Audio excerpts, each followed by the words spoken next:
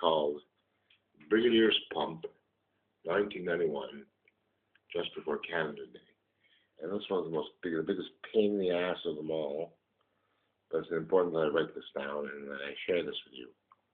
Because of this stupid event, I was marked about 24 years later by sheer coincidence and chance regarding an episode of my life in which there were some famous people sitting down near me, that marked me forever apparently, as soon as I get these guys off my back forevermore. But this is what it was called, and it's called the Breeders' Pump 1981 for Canada Day, and this really happened.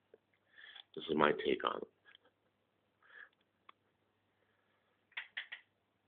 Breeders' Pump 1991, just before Canada Day.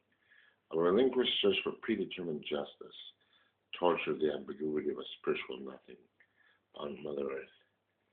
With this correlative absentee of insightful freedom alongside a draconian spell of superior FBI-ish concentration around the simple, inadaptable treasures of a lower middle-class lifestyle, with often the shame and cackle of a personifying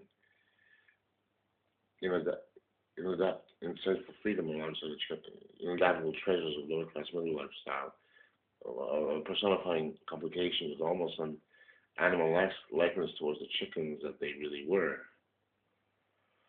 Dr. Clinton then described a shadowy sweatland of these classifying aspects of bodily extraction, with almost a restraining order regarding the rising tide of languishing passivity without the brandished water-gun pistol being glorified by some sort of impending rage and fear with stereotype regarding psychiatric hypocrisy, reserving the freedom of just plain dancing, forwarding traumatized social statements towards the impossibility of conservative frailties.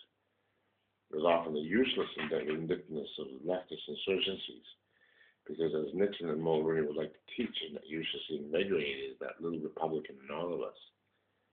With the church lady's improvisational skills and misinterpreting his own weak-boned pretense with his American supremacist values, with Austin's peculiar $500 man in the nurturing process that revolves around that there is no true decency in falsely imposed integrative Canadian traits, with often a collaborating indulgence in having a pork sausage shoved up Meyer's ass by the illiterate mother's non-befuddlements of a son's cultural lingo assimilated creeping values.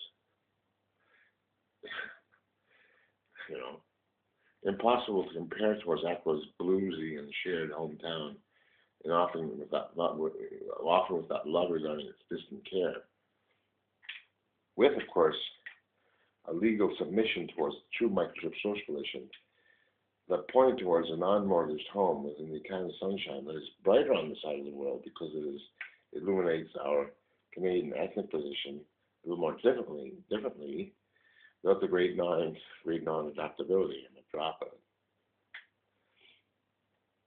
And caring for one's real petty family, were outcasts from themselves when being forced to fathom the corporate magic of others within the framework of a social, depressing familiarity with even the music industry's fashionability rather than a suicide nirvana. Nirvana. Being there saved by Hankin Forest, who, that held up a 4th of July stony abode that revolved around many a sunlight that led people into its small gumpish world with the innocence of its Vietnamese dark side. That clarifies the communal powers of the light of Christian hope as well, if only one does not think about it or justify it, but in simply ignoring these petty history and particularities, alongside its masterful stroke regarding Umberto Sabian broken-hearted love of life, while being constructively foolish with a capital sip of cheap and maintained whiskey alongside the brethren of Cain. While the Paulies of Carleton, like Catholic and maybe even Princeton, with their non-manipulated professorial rivals, truly teach, while this concerning the very aspects of a Munich ambassadorial fulfillment, and just going about their business while doing their real worthy jobs, while we go about our own, ordering a Moretti this morning instead of a Bass Blue match.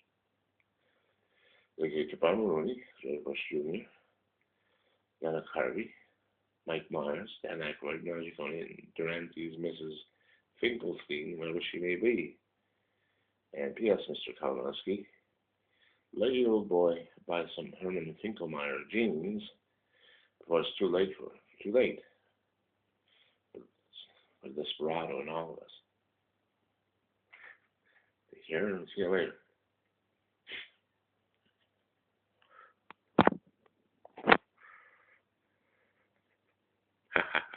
He chuckles complacently.